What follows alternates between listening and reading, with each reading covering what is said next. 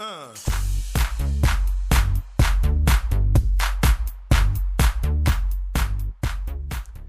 everyone, this is Ifoma and this is the second episode of Can We Talk? Last week I started off this series and I was thinking I'm going to focus on issues that are affecting us, not just as Nigerians, but as people, individuals in general. I'm going to try as much as possible not to make it just Nigeria alone. I'm going to try as much as possible to make it issues that affect everyone, regardless of where you stay or where you live or what country you are in. So today, what I decided to do is we're going to try as much as possible not to also make it too long so that you don't get bored or just not enjoy the series and what it is all about. We're going to focus mostly on like two issues. The first one today is on leadership.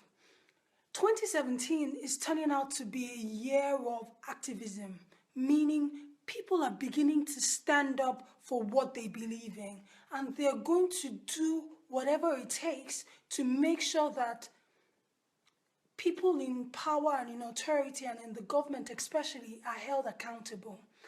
2017 is turning out to be a year whereby we will see a lot of people not get away with things that they have done before and gotten away with. Citizens are not going to allow that to happen, excuse me. So back to what I was talking about.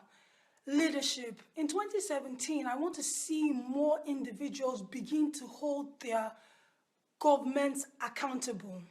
It is very, very important because what I have noticed is up until now, politicians and government officials have continued to do whatever it is that they want just because they know they can do it and get away with it. But if they know that no, we're going to hold everyone accountable, then politicians and government officials will begin to do what is right, not just for themselves, but also for the nation. So 2017 is turning out to be a very, very interesting year, especially now in a lot of countries where people are beginning to realize, but we are the government, we are the ones that decide who leads us. So why is it that when the people that are supposed to be leading us are doing things that are not to our benefit?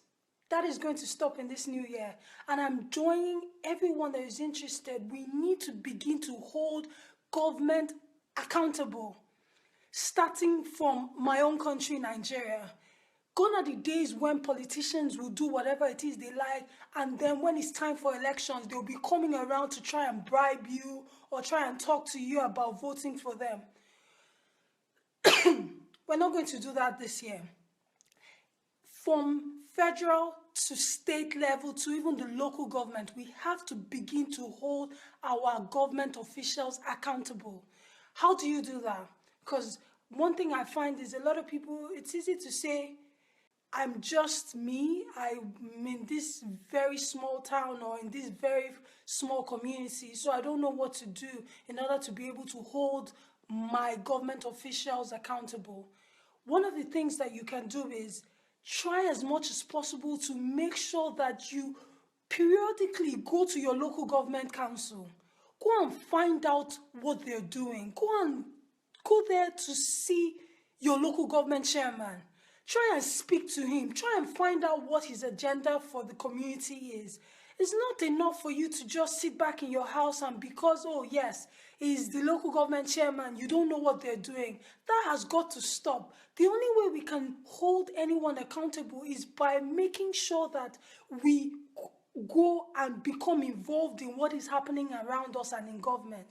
We're the ones that can hold these people accountable, and they've been able to get away with all of the things that they've been able to do up until now because we do not hold them accountable. So starting in 2017, I want to encourage everyone, regardless of where you are, start from your local government chairman. Everyone is going to be held accountable starting from 2017. I am myself, I'm going to join in the fight and in the lead against holding government officials responsible. You can't tell me that you are the councillor and then our road is bad and you don't have anything to say about it. We need to start asking for town hall meetings, community shareholder forums, so that we can also participate in what is happening that affects us. So 2017, our employed people begin to hold your government elected officials accountable. It is very, very important. And one of the things I realized is that a lot of people are now beginning to understand what it is for things that affect them and how the government is directly involved with them. I'll give you an example. In Tanzania now, a lot of the so-called corruption that used to happen there no longer happens. Why is that? Because their government has taken it upon himself, apart from the fact that, they were fortunate enough not to elect a corrupt official in the first place, but he has begun to do things starting from himself that shows that things are not going to be business as usual. And that is what we really need. A lot of the times it's easy to say, the past administration did things like this, so that's how it's supposed to be. No, we are supposed to continue to evolve and look for better ways to do things that are not just economically effective for all individuals, but it's supposed to be an advancement. You can't continue to do the same thing and expect a different result. That doesn't even make any sense. So this year, I want people to follow the examples that is happening around the world where individual citizens are beginning to hold their government accountable. And I will implore our government to take a look at the Tanzanian government. It's so inspirational right now, especially when it comes to Africa. He is someone that cancelled the inauguration celebrations in his country in order to divert the funds to a public health hospital that is for the benefit of his people. Who does that? But that is the kinds of things that we need to begin to see in our government, where it is not business as usual. No, we can't continue to do that. I'm going to be talking more about this topic as the year progresses, but I'm hoping that we can begin to think about things like this and begin to talk to one another in order to find out ways by which we can actually make a difference as individuals. And that is one of the reasons why I even started this series in the first place. So please, I implore all citizens, let's begin to look at our government and realize that unless we hold them accountable, things will continue the way they are and things are getting worse instead of getting better. And that cannot be a good thing.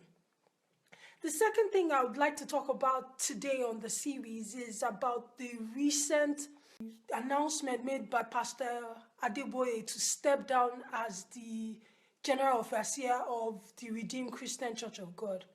That is a fantastic example of leaders leading, because unknown to a lot of people, federal government has released a regulation that prohibits civil and religious organizations from having just one person that is in charge for such a long period of time, which now gives them all this power to do so many things that people are not able to question, or they're not able to understand, why this person has continued to lead. When you go into public service, that is why it is called public service. You're supposed to be of service to the people that you're leading. It's not for you to come and impose your ideals and ideas on them. You're supposed to serve them. And one of the ways to serve people is by being an example, stating an example. And that's one of the things that I will commend Pastor Adeboye being able to do very, very effectively. He has continued to set a standard of how a good Christian should conduct themselves, both in their public life and in their private life.